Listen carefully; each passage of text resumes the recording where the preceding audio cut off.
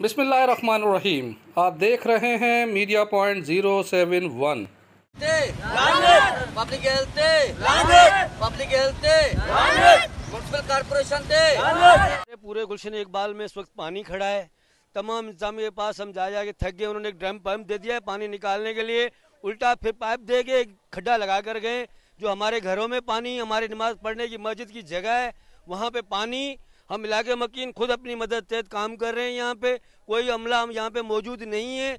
24 घंटे हमने पंप की चौकीदारी भी की है। और ये हालत है हमारे इलाके की कि हमारे घरों में, मस्जिदों में, यहाँ तक कि हम ना बैठ सकते हैं ना खाना पका सकते हैं, वहाँ पर भी पानी है। खुदारा कुछ रहम करे सखर पे, सिर्फ कराची को ना देखें, सखर भी देखें।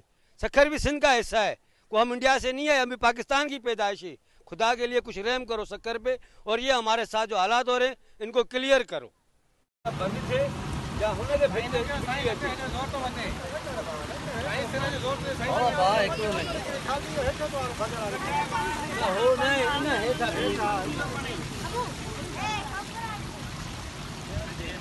अञा हेठा पानी 3 फुट जो बंद न बल्कि नहीं 3-4 दिन से लगातार हम लोगों ने मेहनत की है। आप इस वक्त देख सकते हैं कि मेरे हाथ में ये काफ़ी चीज़ें पड़ी हुई है।